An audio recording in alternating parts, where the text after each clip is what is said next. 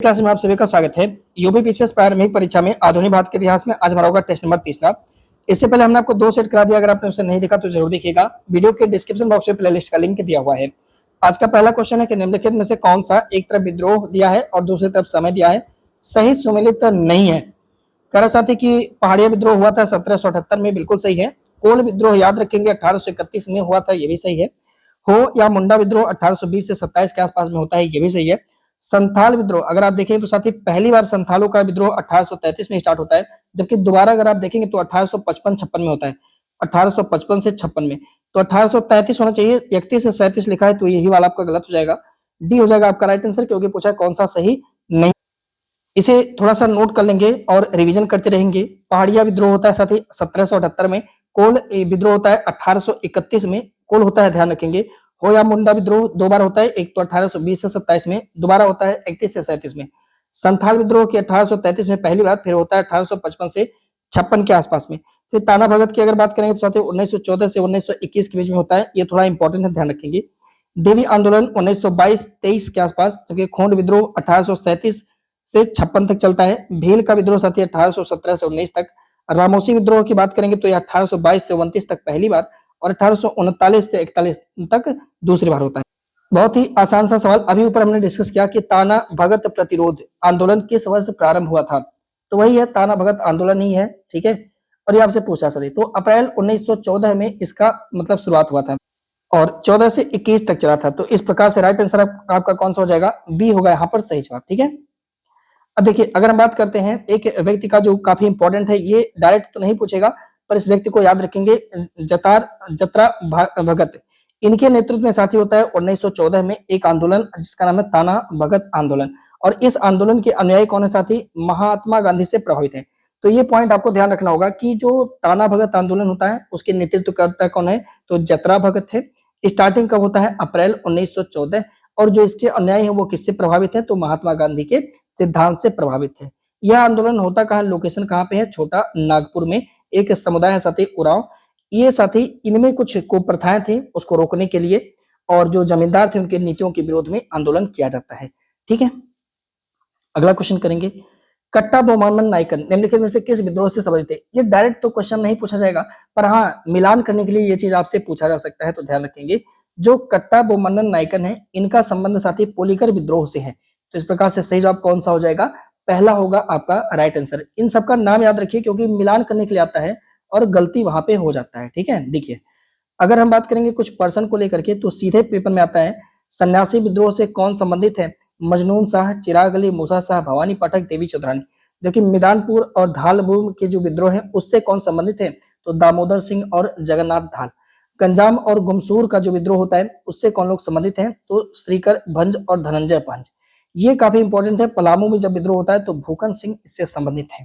पोलिगर का जो विद्रोह होता है ये भी इंपॉर्टेंट है, तो कट्टा बोमन्नन नायकन, सुब्रमण्यम पिल्लई और सौंदरा पांडियन, इन तीनों लोग को याद रखना होगा। ये पोलिगर विद्रोह से साथ ही संबंधित और पोलिगर वाला इंपॉर्टेंट है, ठीक है।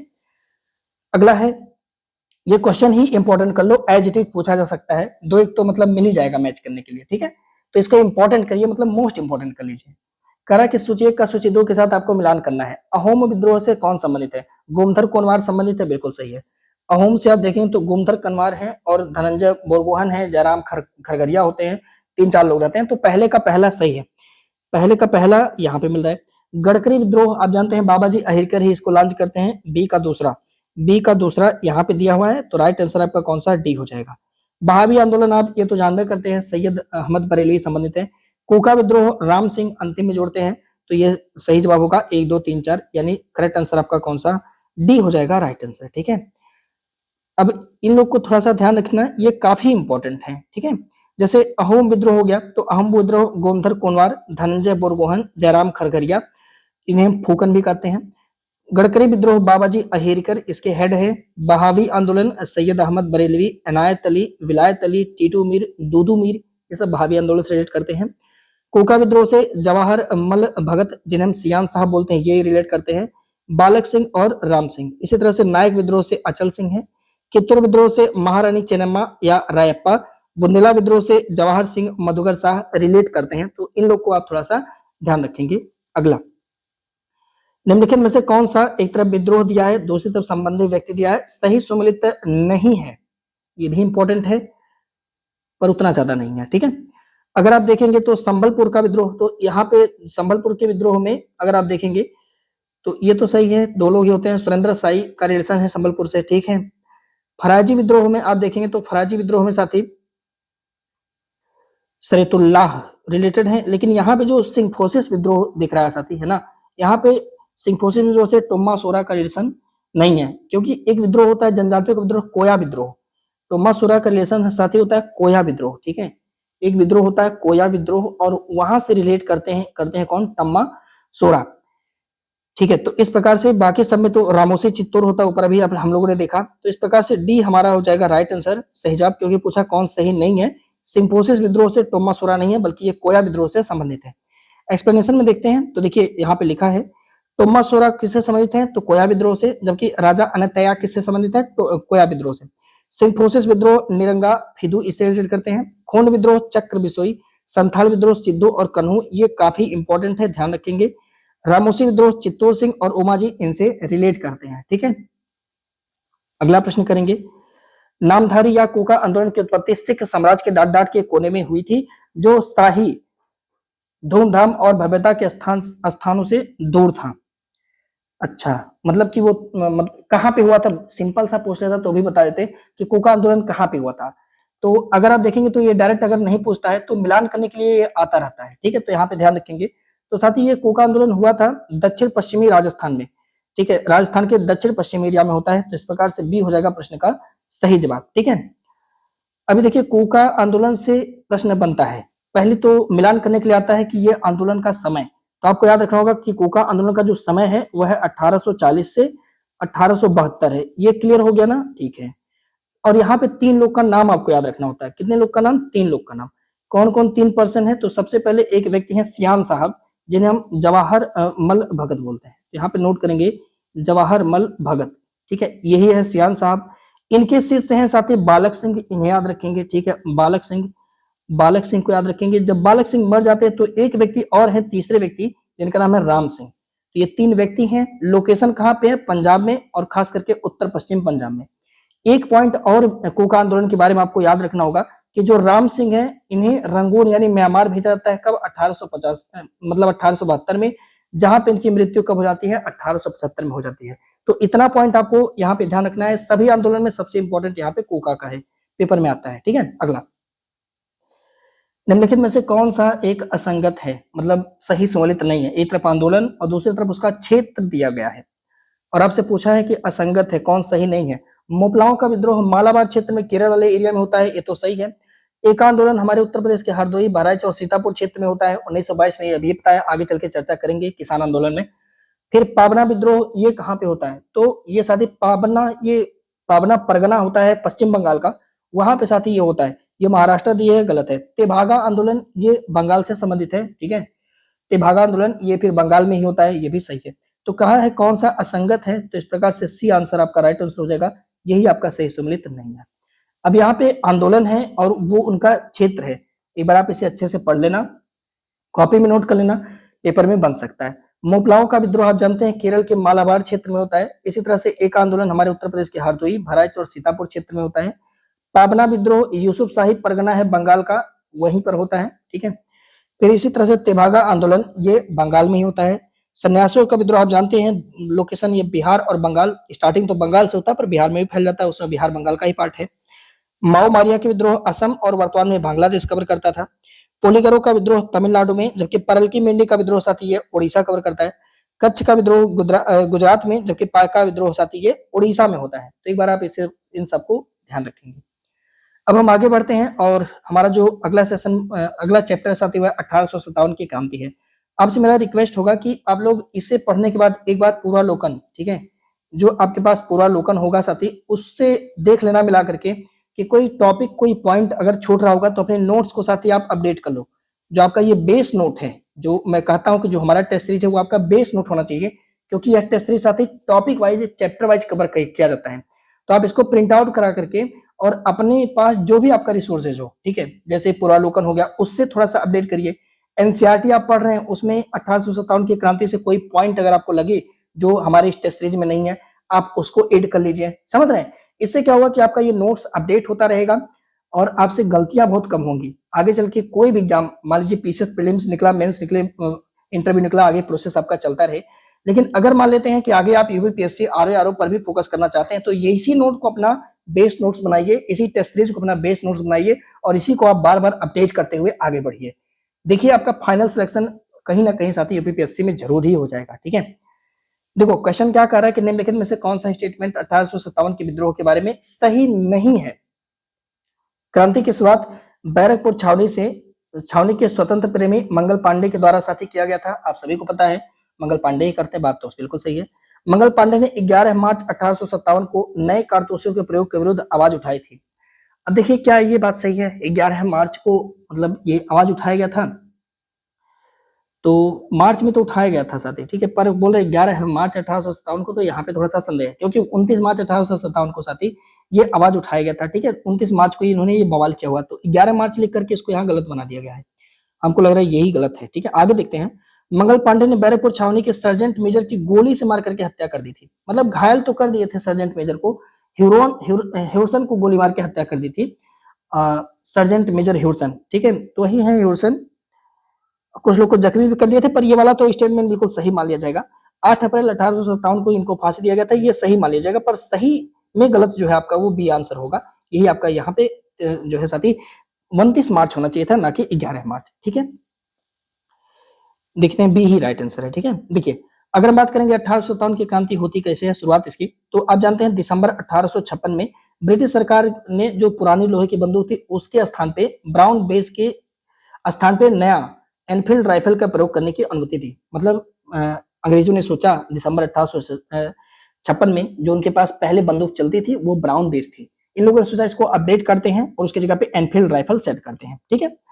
जनवरी 1857 को सेना में पता नहीं कैसी अफवाह फैल गया कि जो नया बंदूक है एनफील्ड राइफल, इसमें चर्बी वाले कारतूस में गाय और सुअर की चर्बी भरी गई है, ठीक है।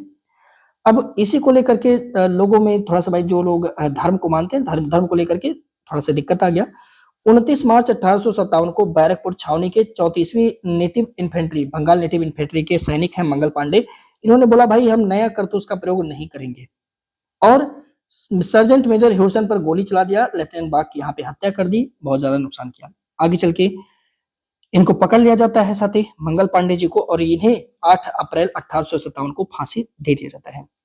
आगे देखेंगे 6 मई 1857 को, आगे चल के अप्रैल में बात होता है, बात हो गई वहीं पर। भारतीय सैनिकों ने फिर नए कारतूस के प्रयोग का विरोध किया, प्रतिक्रिया स्वरूप सैनिकों को 10 वर्ष की कैद की सजा सुना दी गई। मतलब मेरठ के कुछ और सैनिकों ने इसका पूरा विद्रोह किया कि हम नहीं करेंगे, उन लोगों को पकड़ करके सरकार 6 मई 1857 को 10 साल की सजा सुना दी, उनकी नौकरी छीन ली, बहुत सारा दिक्कत किया, ठीक है। अब देखिएगा घटना भड़केगा। अब ये सवाल पूछता है कि भाई क्रांति की शुरुआत कब होती है, जब सरकार 6 मई 1857 को ये काम करता है साथी, उसी के कुछ समय बाद 10 मई 1857 को, यहाँ पे ध्यान रखेंगे 10 मई 1857 को मेरठ के जो सैनिक हैं साथी, जो बचे हुए सैनिकों ने क्या किया हुआ है, जेलों को तोड़ना स्टार्ट कर दिया, भारतीय सैनिकों को मुक्त कराया और अंग्रेजों को मारना पीटना यहाँ पे स्टार्ट कर दिया। और यहीं से साथी इस क्रांति की शुरुआत मानी जाती है, 1857 की क्रांति की शुरुआत। तो 10 मई 1857 से स्टार्ट हुआ है, ना कि 29 मार्च 1857 से। ध्यान रखिएगा इस चीज को। स्टार्टिंग कब से होती है क्रांति के साथी, तो ये होता है 10 मई 1857 से, ठीक है। ध्यान रखेंगे इस पॉइंट को। आगे देखेंगे 1857 की क्रांति के समय निम्नलिखित में से कौन कंपनी के मुख्य सेनापति हुआ करते हैं। ये बहुत नॉर्मल सा सवाल है, सबको इसका आंसर आना चाहिए। उस समय कंपनी के सेनापति साथी कौन है, तो याद रखेंगे जॉर्ज एनिसन। ये पेपर में आता है और कई बार पूछा गया है, ठीक है भाई। आसान सवाल भी तो पेपर में आते हैं, पीसीएस में है कि नहीं है, तो यहाँ पे ध्यान रखेंगे साथी कौन है, तो जॉर्ज एनिसन है। जब 1857 का विद्रोह हो रहा है तो कंपनी के मुख्य सेनापति है। इस प्रकार से राइट आंसर आपका कौन सा हो जाएगा, सी होगा यहाँ पे सही जवाब। अगर हम बात करेंगे थोड़ा सा स्टेटमेंट, तो पाम्पस्टन कौन है, इसमें इंग्लैंड में प्रधानमंत्री है जब 1857 की क्रांति हो रही है। लॉर्ड कैनिंग कौन है, तो भारत के governor general, British governor general है। जॉर्ज एनिसन कौन है, तो कंपनी के मुख्य सेनापति है। कॉलिन कैम्पबेल कौन है, विद्रोह प्रारंभ के बाद नियुक्त सेनापति, यानी जब प्रारंभ हो जाता है तो कॉलिन कैम्पबेल साथी ये सेनापति बनता है। बाकी जब ये शुरू होता है तब सेनापति कौन है, जॉर्ज एनिसन है। ध्यान रखेंगे दोनों को। बहादुर शाह जफर कौन है साथी, इस समय मुगल सम्राट हुआ करते हैं 1885 में, कौन, बहादुर शाह जफर, ठीक है, नॉर्मल सी बात थी। अब थोड़ा सा ताव देते हैं और कहानी को आगे बढ़ाते हैं। करा कि 1857 की क्रांति के संबंध में निम्नलिखित में से कौन सा कथन सही है? सैनिकों के द्वारा 12 मई 1857 को दिल्ली पर अधिकार कर लिया गया तथा बहादुर शाह द्वितीय को दिल्ली का सम्राट घोषित किया गया। बात बिल्कुल सही है। 10 अप्रैल को शुरू किया गया, 11 को ये लोग पहुंचे साथी दिल्ली में, वहां पर बवाल किया, दिल्ली पर अधिकार किया और अंततः 12 तारीख को दिल्ली पर अधिकार कर लेते हैं और बहादुर शाह द्वितीय को, वही बहादुर शाह जफर, उसे जो है साथी फिर से मुगल सम्राट घोषित कर देते हैं।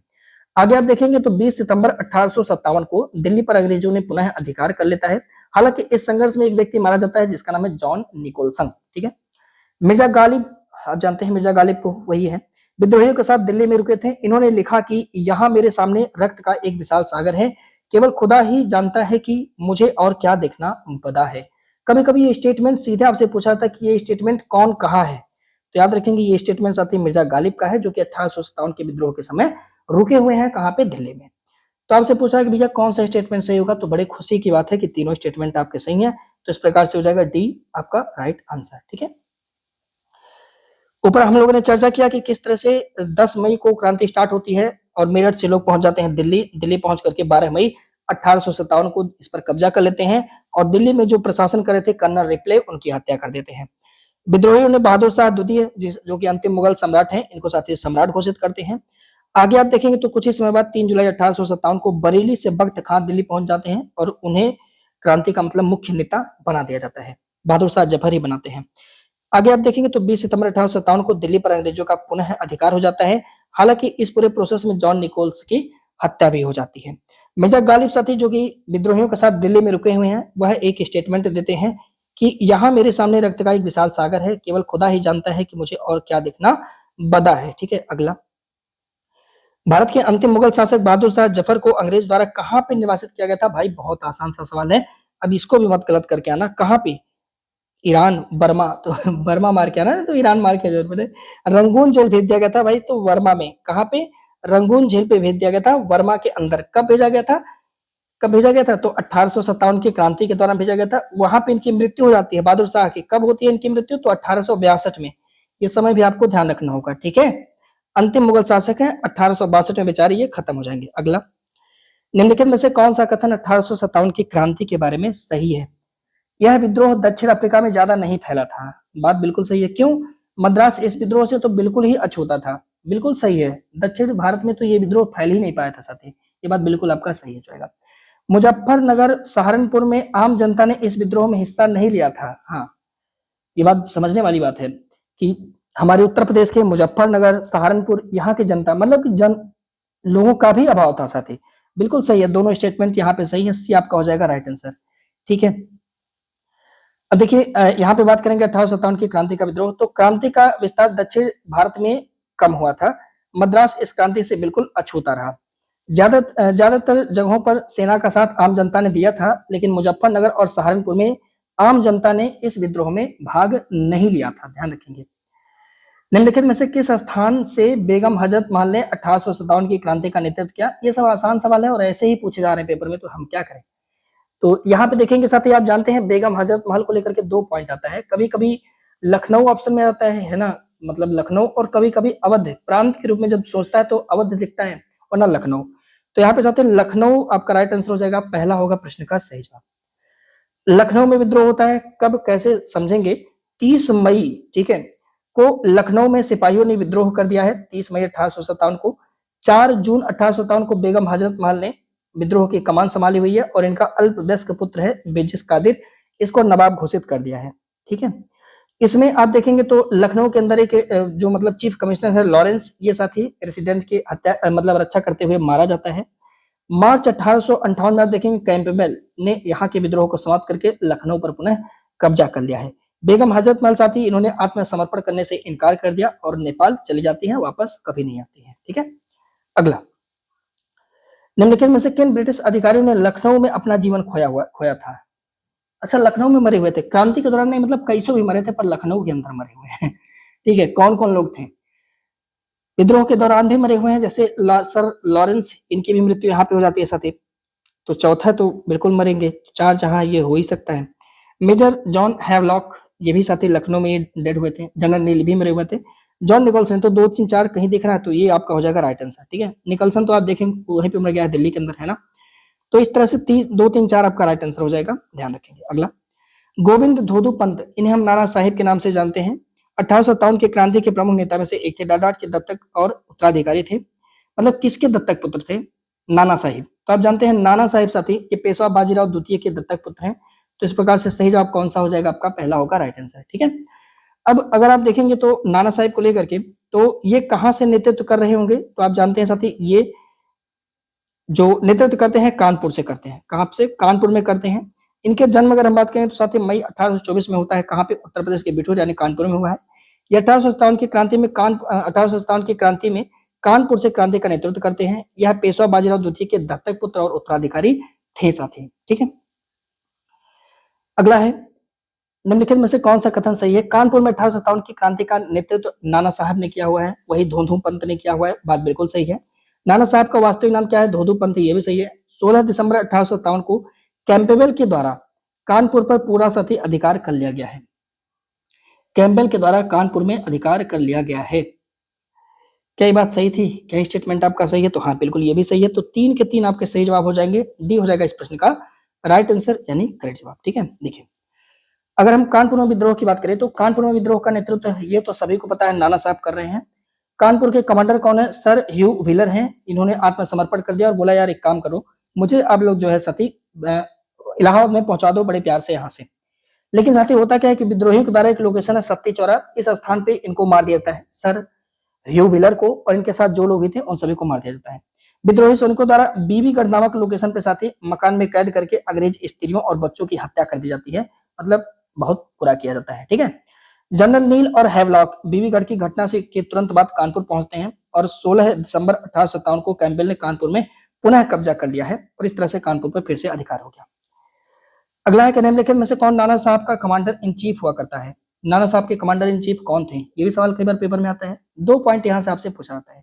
तो हालांकि इस प्रश्न का राइट आंसर हो जाएगा तात्या टोपे यानी सी हो जाएगा आपका राइट आंसर, सही जवाब। अब अगर आप देखेंगे तो ये नाना साहब के का पेशवा मानकर स्वतंत्रता की घोषणा लोग ये मतलब अपने आप को करते हैं 5 जून 1857 को। तात्या टोपे की अगर हम बात करते साथी तो ये कमांडर इन चीफ है, जबकि अजीमुल्ला खान कौन है? तो ये सलाहकार है। इन दोनों लोग का नाम आपको याद रखना होगा। Tatya Tope commander in chief है, जबकि अजीमुल्ला खान ये क्या है? सलाहकार हैं। और तात्या टोपे को ही देखेंगे तो इनका मूल नाम साथी आत्माराम पांडुरंग है। अप्रैल 1859 ईस्वी को मान सिंह ने धोखे से इनको पकड़वा दिया है और इन्हें ग्वालियर में साथी फांसी दे दिया जाता है। अगला है, निम्नलिखित में से कौन सा एक तरफ विद्रोह दिया है और दूसरी तरफ नेतृत्व करता है? सही सुमिलित नहीं है। अब यहाँ से साथी थोड़ा सा क्वेश्चन आपसे इस तरह से आपसे पूछा जाता है। ठीक है, बिहार में गजाधर सिंह, लखनऊ में बेगम हजरत महल, कानपुर में नाना साहिब, दिल्ली में जनरल बख्त खान। तो गजाधर सिंह ये यहाँ बिहार में नहीं है, बल्कि आप देखेंगे तो हमारे यहाँ गोरखपुर में होते हैं। ठीक है, बिहार में आप देखेंगे तो वहां पे कुंवर सिंह एक राजा हुआ करते हैं, उनका साथी शासन था। मतलब कि राजा कुंवर सिंह, ठीक है, इनके द्वारा नेतृत्व किया गया है। तो इस तरह से गजाधर सिंह ये गोरखपुर में हुआ करते हैं। तो इस प्रकार से सही जवाब आपका कौन सा हो जाएगा? डी होगा इस प्रश्न का राइट आंसर, सही जवाब। ठीक है, देखिए अब इसको थोड़ा सा ध्यान रखेंगे। दिल्ली में आप जानते हैं जनरल बख्त खान, नवाब हामिद अली खान। कानपुर में आप देखेंगे तो नाना साहिब, लखनऊ में बेगम हजरत महल, बरेली में खान बहादुर खान, बिहार में कुंवर सिंह, फैजाबाद में मौलवी अहमदुल्ला साहब, झांसी में साथी रानी लक्ष्मीबाई के द्वारा नेतृत्व किया जाता है। अगला, करा के सूचिए का सूचितों के साथ मिलान कीजिए, नीचे दिए कोड से सही विकल्प का चयन कीजिएगा। वही पूछ रहा है कि कहाँ पे कौन नेतृत्व करता है? तो इलाहाबाद में आपने अभी देखा कौन करता है? लियाकत अली साहब, है ना। तो इस तरह से आप देखेंगे तो पहले का दूसरा, ए का दूसरा यहाँ पे दिख रहा है, यहाँ पे दिख रहा है। ग्वालियर गोरखपुर में आपने अभी देखा था सी का चौथा कहाँ दिख रहा है? यहाँ पर भी दिख रहा है साथी, यहाँ पर भी दिख रहा है। ठीक है, फिर ग्वालियर में देखेंगे तो आप ग्वालियर में वही तात्या टोपे फिर से ग्वालियर में करते हैं आगे चल के, है ना। बी का पहला यहाँ दिख रहा है, यहाँ पे दिया नहीं, तो इस प्रकार से बी आपका हो जाएगा राइट आंसर। ठीक है, जबकि फर्रुखाबाद में नवाब तफज्जल हुसैन साहब ने किया हुआ है। अब देखेंगे यहाँ पे 1857 की विद्रोह तथा उसके नेतृत्वकर्ता को लेकर के, तो इलाहाबाद में लियाकत अली कर रहे हैं, ग्वालियर में तात्या टोपे, गोरखपुर में गजाधर सिंह, फर्रुखाबाद में नवाब तफज्जल हुसैन, सुल्तानपुर में शहीद हसन, संबलपुर में सुरेंद्र शाही, हरियाणा में आप देखेंगे तो राव तुलाराम, जबकि मेरठ में आप देखेंगे कदम सिंह, ये साथी नेतृत्व करते हैं। अगला है कि निम्नलिखित में से किसने कहा था कि 1857 के विद्रोह में राष्ट्रीयता की भावना का अभाव था तथा यह सैनिक विद्रोह से बढ़कर और कुछ भी नहीं था। यह स्टेटमेंट किसके द्वारा दिया गया है? ऐसा सवाल पेपर में कई बार पूछा जा रहा है आजकल, तो ध्यान रखेंगे। तो साथ ही जो आरसी मजूमदार है, इन्होंने कहा है कि 1857 का जो विद्रोह है उसमें राष्ट्रीयता की भावना का अभाव है, यह सैनिक विद्रोह से बढ़कर और कुछ नहीं था। ऐसा आरसी मजूमदार साहब करते हैं, तो डी आपका हो जाएगा राइट आंसर। अगर हम देखें कुछ कथन जो लोगों ने दिया है, तो फ्रेड रॉबर्ट को याद रखेंगे। इन्होंने कहा कि वर्ष 1857 का विद्रोह सिपाही विद्रोह मात्र था, जबकि सर जॉन लॉरेंस बोलते हैं कि 1857 की घटना सिर्फ गाय की चर्बी से उत्पन्न सैनिक उत्पाद थी। विलियम हॉबर्ट रसल बोलते हैं 1857 का विद्रोह स्वतंत्रता संघर्ष नहीं बल्कि धार्मिक युद्ध था। जबकि आरसी मजूमदार कहते हैं कि 1857 के विद्रोह में राष्ट्रीयता की भावना का अभाव था तथा यह सैनिक विद्रोह से बढ़कर और कुछ नहीं था। सबका स्टेटमेंट आपको साथ यहाँ पे ध्यान रखना है। अगला, निम्नलिखित में से किसने कहा था कि 1857 का विद्रोह मुसलमानों के षड्यंत्र का परिणाम था? ये स्टेटमेंट किसने दिया था? तो याद रखेंगे सर जेम्स आउटरम, इनके द्वारा कहा गया साथी कि जो 1857 का विद्रोह है मुसलमानों के षड्यंत्र का परिणाम था। तो इस तरह से सी आपका हो जाएगा राइट आंसर। कुछ स्टेटमेंट है जिसे आप लोग याद रखेंगे, जैसे जवाहरलाल नेहरू बोलते हैं कि 1857 का विद्रोह सिपाही विद्रोह नहीं अपितु स्वतंत्रता प्राप्ति के निमित्त भारतीय जनता का एक संगठित संग्राम है, ऐसा नेहरू जी बोलते हैं। जबकि वी डी सावरकर बोलते हैं 1857 का विद्रोह स्वधर्म और राजस्व के सिद्धांत के लिए लड़ा गया राष्ट्रीय संघर्ष है। जबकि सर जेम्स आउटरम बोलते हैं 1857 का विद्रोह मुसलमानों के षड्यंत्र का परिणाम है। डॉक्टर सैयद अतहर अब्बास रिजवी बोलते हैं 1857 की क्रांति भारत की पवित्र भूमि से विदेशी शासन को उखाड़ फेंकने का प्रयास है। बिपिन चंद्र बोलते हैं 1857 का विद्रोह विदेशी शासन से राष्ट्र को मुक्त कराने का देशभक्तिपूर्ण प्रयास है। तो इन सभी का स्टेटमेंट आपको ध्यान रखना है, याद रखना है, पेपर में कुछ भी पूछा जा सकता है भाई, है ना। निम्नलिखित में से किसके द्वारा फैजाबाद में 1857 की क्रांति का नेतृत्व किया गया है? तो ये बहुत ही आसान है और आप जानते हैं मौलवी अहमदुल्लाह के द्वारा। तो इस प्रकार से बी आपका हो जाएगा सही जवाब यानी राइट आंसर। ठीक है, बात करेंगे मौलवी फैजाबाद के मौलवी अहमदुल्लाह शाह के नेतृत्व में विद्रोह हुआ था साथी फैजाबाद में। मौलवी अहमदुल्लाह शाह, इनको साथी विद्रोह का प्रकाश स्तंभ या डंका शाह भी बोलते हैं। अहमदुल्लाह शाह ने चिन्हट के युद्ध में भी भाग लिया हुआ है। इन्होंने विद्रोह के संदेश के रूप में गांव-गांव रोटियां बांटने की योजना भी बनाई हुई है। इलाहाबाद में मौलवी लियाकत अली ने विद्रोह का नेतृत्व किया था। बागपत में आप देखेंगे तो शाहमल विद्रोह का नेतृत्व करेंगे। शाहमल को डनलप द्वारा साथी जुलाई 1857 में मारा गया था। डनलप ने मारा है शाहमल को, ध्यान रखेंगे। और शाहमल साथी बागपत से नेतृत्व करेंगे। पेपर में ये कई बार कोट करके पूछा गया है। अगला है कि 1857 in India mutiny or war of independence, ये पुस्तक के राइटर कौन है जो उस टाइम लिखते हैं सब? ठीक है, बहुत ही थोड़ा सा ये भी इंपॉर्टेंट है, तो याद रखेंगे। ये पुस्तक लिखा जाता है किसके द्वारा? एटी एम्बरी के द्वारा लिखा जाता है। ये आपका राइट आंसर हो जाएगा साथी डी इस प्रश्न का सही जवाब। देखिए, अगर हम बात करेंगे एटी एम्बरी की एक बुक जिसका नाम है 1857 in India mutiny or war of independence, first war of independence, ये बी डी सावरकर की पुस्तक है। इसे भी थोड़ा सा आपको ध्यान रखना है। अगला, 1857 की क्रांति की असफलता का क्या कारण था? भाई असफल क्यों हो गया? अगर इतना सब कुछ चल रहा था तो असफल क्यों हो गया था? असफलता का कारण साथ ही कि अखिल भारतीय सहभागिता का अभाव, यानी पूरे भारत के लोग इसमें शामिल नहीं हुए थे। सभी वर्ग का शामिल नहीं होना, सभी लोग भी शामिल नहीं हुए थे। सहायक संसाधनों का अभाव, भाई उनके पास सब कुछ था पर हमारे यहाँ लड़ने के लिए बंदूक भी सही से नहीं थी। डी हो जाएगा प्रश्न का सही जवाब। ठीक है, कई कारण है साथी, जैसे अखिल भारतीय सहभागिता का अभाव है, सभी वर्गों लोग शामिल नहीं है। एक संगठित और एकबद्ध विचारधारा का अभाव है, लोग जहां पा रहे वहीं से शुरू हो जा रहे थे।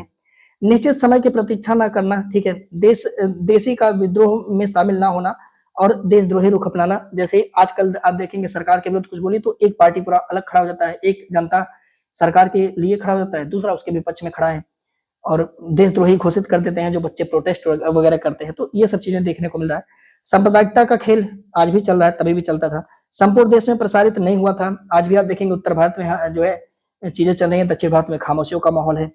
इस शस्त्रों का अभाव है, लोगों के पास अस्त्र शस्त्र है नहीं, गोला बारूद भी चला जा रहा है पर लोगों के पास कुछ नहीं है। सहायक संसाधनों का अभाव है ना, बहुत सारी चीजें नहीं है। और उसी समय जानते हैं बहुत सारी चीजें जैसे टेलीग्राफ, रेलवे लाइन, ये सब चल जाता है तो अंग्रेजों को जानकारी मिलने में आसान हो जाता है। अब जैसे कहीं इकट्ठा हो रहे हैं तो कोई राजा भाई चटुकारिता की वजह से ताकि कुछ पैसा मिल जाए वो बता देता था, रात में ही अंग्रेज जाकर के पीट देते थे इन लोग को। तो ये सब गद्दारी लोग करते थे, है ना। आज वही लोग जमींदार के रूप में जाने जाते हैं, वही लोग आज भारतीय संसद में उन्हीं के लोग बैठे हुए हैं, मौज कर रहे हैं, है कि नहीं है? दुर्भाग्य है देश का। अब हम बढ़ते हैं साथ ही नेक्स्ट चैप्टर। आप लोग प्लीज इसे भी अपने पूर्वावलोकन से एक बार देख लीजिएगा। अगर कोई पॉइंट छूट रहा होगा 1857 की क्रांति को लेकर के तो उसे अपडेट कर लीजिएगा, ठीक है। यहाँ से अच्छा क्वेश्चन आपसे पूछा जा सकता है। सामाजिक धार्मिक सुधार आंदोलन कार्य के निम्नलिखित में से कौन सा कथन ईश्वर चंद्र विद्यासागर के बारे में सही है? वे कलकत्ता के संस्कृत कॉलेज के आचार्य थे, बात तो सही है, तथा इन्होंने यह सिद्ध किया कि वेद जो है साथी वो विधवा पुनर्विवाह की अनुमति देता है, सही है। 1865 में इनके प्रयास से हिंदू विधवा पुनर्विवाह अधिनियम पारित किया गया, ये भी सही है। सी हो जाएगा आपका राइट आंसर। दोनों स्टेटमेंट आपके यहाँ पे सही है। भारत में विधवा पुनर्विवाह की बात करें तो ईश्वर चंद्र विद्यासागर के प्रयासों से भारत में लॉर्ड डलहौजी के शासनकाल में 1856 में साथी विधवा पुनर्विवाह अधिनियम पारित हुआ और इस अधिनियम के तहत जो उत्पन्न पुत्र होगा उसे भी वैध माना जाएगा। ईश्वर चंद्र विद्यासागर कलकत्ता के संस्कृत कॉलेज के साथी आचार्य हैं। 1850 में श्रीधर विष्णुधर शास्त्री पंडित इन्होंने विधवा पुनर्विवाह एसोसिएशन की स्थापना की हुई है, ध्यान रखेंगे। 1852 में गुजराती में सत्य प्रकाश की शुरुआत करके करसनदास मूल जी ने भी विधवा पुनर्विवाह को देश में सराहनीय प्रयत्न किया है, मतलब उसको बढ़ावा देने के लिए सराहनीय प्रयास किया हुआ है। अगला करण निम्नलिखित में से कौन सा स्टेटमेंट सही है? बॉम्बे में फर्ग्यूसन कॉलेज के प्रोफेसर हैं डी.के. कर्वे एवं मद्रास के वीर सेलिंगम पुंतुलु ने महिला विधवा पुनर्विवाह के क्षेत्र में सराहनीय प्रयास किया है। डी.के. कर्वे साहब का बहुत ज्यादा योगदान है, बिल्कुल सही है ये वाला स्टेटमेंट। Professor DK. कर्वे विधवा पुनर्विवाह संघ के सचिव भी रहे, ये भी सही है, और खुद भी एक विधवा से साथी विवाह करते हैं, ठीक है, सही है। अगर हम बात करेंगे प्रोफेसर डी.के. कर्वे तो बॉम्बे में फर्ग्यूसन कॉलेज के प्रोफेसर हैं और वीरे सलिंगम पंतुलु ये मद्रास में, ये दोनों लोग मिलकर के विधवा पुनर्विवाह के लिए साथी सराहनीय प्रयास करते हैं। Professor DK. कर्वे की बात करेंगे तो विधवा पुनर्विवाह संघ की यह सचिव भी रहे हुए हैं। 1899 में इन्होंने पूना में साथी एक विधवा आश्रम भी स्थापित किया हुआ है। 1906 में इन्होंने बॉम्बे में भारतीय महिला विश्वविद्यालय की स्थापना की है और इससे साथी अब वुमेन एजुकेशन को बढ़ावा मिलेगा। 1906 आजादी से पहले आपको ध्यान रखना होगा, मतलब इन लोग का पूरा एकदम एक भव्य मंदिर बनाना चाहिए, है ना। मतलब ये लोग इतने महान लोग है ना, मतलब मानवता का वो पराकाष्ठा ये लोग घोषित किए हैं साथी, इनका मंदिर होना चाहिए, पूजा तो इन लोगों का करना चाहिए, है कि नहीं है। कितना अच्छा काम किए हैं। तो कह रहा है कि भैया देखो अगला क्वेश्चन, निम्नलिखित घटनाओं को लगाइए क्रम से और इसे बनाइएगा आप लोग इंपॉर्टेंट, क्योंकि भैया ये सवाल आपसे पेपर में पूछा जा सकता है, लगाइए इसको इंपॉर्टेंट। हिंदू विधवा पुनर्विवाह अधिनियम अभी तो आपने देखा कब लगाया गया था, तो ये तो बहुत पहले आया था, ठीक है। कब आया था? डलहौजी के समय में 1856 में, क्लियर। शारदा एक्ट ये तो लेट से आता है, आप सभी को पता होगा, 1930 1930 में आता है। जेईडी बेंथुन कॉलेज की स्थापना ये तो 1849 में करते हैं, ये सबसे पहले होता है साथी, है ना, अभी तक जो आपने पढ़ा सबसे पहले। एज ऑफ कंसेंट एक्ट साथी ये थोड़ा सा लेट से आता है, एज ऑफ कंसेंट एक्ट, ठीक है, वही 1891 1891 में, 1891 में आता है, 1891। सबसे पहले तो ये तीसरा नंबर पे आएगा, सबसे पहले तीसरा आएगा, उसके बाद 1856 आ जाएगा, तीसरे बाद पहला आ जाएगा, उसके बाद 1891 आएगा, चौथा आएगा, उसके बाद जो है साथी शारदा एक्ट दूसरा आएगा। सी हो जाएगा प्रश्न का आपका सही जवाब यानी राइट आंसर। देखिए ये कुछ घटनाक्रम है भाई, इसको थोड़ा सा याद रखिएगा अच्छे से। 1829 में बंगाल सती रेगुलेशन की स्थापना, 1849 में जेईडी बेंथुन कॉलेज की स्थापना, 1850 में विधवा पुनर्विवाह एसोसिएशन की स्थापना, 1856 में हिंदू विधवा पुनर्विवाह अधिनियम बनता है, 1872 में इंडियन क्रिश्चियन मैरिज एक्ट या नेटिव मैरिज एक्ट या सिविल मैरिज एक्ट बन के थे, 1885 में आपराधिक विधिक संशोधन अधिनियम लाया गया, 1891 में एज ऑफ कंसेंट एक्ट लाया गया, 1899 में पूना में विधवा आश्रम बनता है। इसी तरह से 1906 में बॉम्बे में भारतीय महिला विश्वविद्यालय की स्थापना डी.के. कर्वे कर रहे हैं। 1930 में साथ ही शारदा एक्ट, इनको पढ़िएगा, 3-4 बार पढ़िएगा, याद करिएगा, नहीं याद आएगा तो एग्जाम में काम आ जाएगा। निम्नलिखित कथनों पर विचार करें और नीचे दिए कोड से सही विकल्प का चयन कीजिएगा। शारदा एक्ट द्वारा 18 वर्ष से कम उम्र के लड़के और 14 वर्ष से कम उम्र की लड़की के विवाह को अवैध घोषित किया गया था, बिल्कुल सही है, जो 1930 में लाए जाते हैं। स्वतंत्रता प्राप्ति के बाद भारत सरकार द्वारा बाल विवाह निषेध अधिनियम 1978 में लाया गया, ये बात भी बिल्कुल सही है, सरकार बनाती है, बाद में उसके अमेंडमेंट बहुत होता है। 1819 में कलकत्ता तरुण स्त्री सभा की स्थापना की जाती है। तीनों स्टेटमेंट यहाँ भी सही है, डी हो जाएगा आपका राइट आंसर यानी सही जवाब। शारदा एक्ट कब लाया गया? तो 1930 में, और कहा गया कि इसमें लड़के की उम्र 18 साल और लड़की की उम्र साथी 14 साल होनी चाहिए विवाह के लिए, इससे नीचे होगा तो अवैध हो जाएगा। भारत सरकार साथी 1978 में बाल विवाह निषेध अधिनियम लेकर आता है और बाद में इसमें संशोधन होता है, मोदी जी ने भी संशोधन किया। बाल विवाह निषेध अधिनियम 1978 के तहत कहा गया था कि जो आयु है साथी वो 18 वर्ष से बढ़ा करके लड़के की 21 वर्ष और लड़की की 14 वर्ष से बढ़ा करके 18 वर्ष कर दिया गया था। तो सरकार को आप जानते हैं हर वो चीज से नफरत है जो कि भारतीय राष्ट्रीय कांग्रेस ने बनाई, तो सरकार इस पे अमेंडमेंट लाता है। 1819 में कलकत्ता तरुण स्त्री सभा की स्थापना किया गया, इस बात को ध्यान रखेंगे। अगला है और आज का आखिरी क्वेश्चन है साथी, है ना, करा के निम्नलिखित को कालक्रम के अनुसार आप व्यवस्थित कीजिए। चलिए बताइए आप लोग कमेंट करके क्या होगा राइट आंसर। हम 2 मिनट का ब्रेक दे रहे हैं, 1 मिनट का ब्रेक दे रहे हैं, 30 सेकंड का ब्रेक दे रहे हैं, क्रम से बताना है। तो चलिए लगाते हैं। सबसे पहले करा कि अखिल भारतीय महिला कांग्रेस का गठन, अखिल भारतीय महिला कांग्रेस का गठन, सोचने वाली बात है कि अखिल भारतीय महिला कांग्रेस का गठन कब किया गया था? 1927 में किया गया था, 1927 में, 1927 में, ठीक है। सरोजिनी नायडू भारतीय राष्ट्रीय कांग्रेस की पहली भारतीय महिला बनती है, कब? 1925 में बनती है, ये भी समझ में आ रहा है। भारत स्त्री महामंडल की पहली बैठक कब होती है? 1910 में होता है, कहाँ पे? इलाहाबाद में, है ना, ये भी समझ में आता है। बॉम्बे में नेशनल सोशल कॉन्फ्रेंस, इसकी स्थापना किया जा रहा है, कब? नेशनल सोशल कॉन्फ्रेंस के अंतर्गत महिला सोशल कॉन्फ्रेंस की नींव रखी जाती है, 1904 में रखा जाता है। क्रम से लगाना है तो पहले तो यही आएगा, पहले तो चौथा आएगा, फिर उसके बाद तीसरा आएगा, फिर उसके बाद दूसरा आएगा, फिर उसके बाद पहला आ जाएगा, डी आपका हो जाएगा राइट आंसर। एक बार उल्टा दिया हुआ है, ठीक है। देखिए यहाँ पे कुछ घटनाक्रम है, इसे याद रखेंगे। 1904 में रमाबाई रनौटे द्वारा बॉम्बे में नेशनल सोशल कॉन्फ्रेंस के अंतर्गत महिला सोशल कॉन्फ्रेंस की नींव रखी गई है। 1910 में आप देखेंगे तो सरला देवी चौधरानी जी के द्वारा इलाहाबाद में भारत स्त्री महामंडल की बैठक की जा रही है। 1925 में सरोजिनी नायडू को भारतीय राष्ट्रीय कांग्रेस की पहली महिला अध्यक्ष घोषित किया गया। 1927 में अखिल भारतीय महिला कांग्रेस का गठन किया गया है। अब इससे आगे साथी हम लोग मिलते हैं कल, इसकी नेक्स्ट सेशन में कल ही अपलोड हो जाएगा वीडियो, मतलब अब आपको रेगुलर वीडियो मिलता रहेगा, जो कि पार्ट चौथा होगा साथी, ठीक है। तब तक के लिए हमें इजाजत दीजिए। वंदे मातरम, जय हिंद।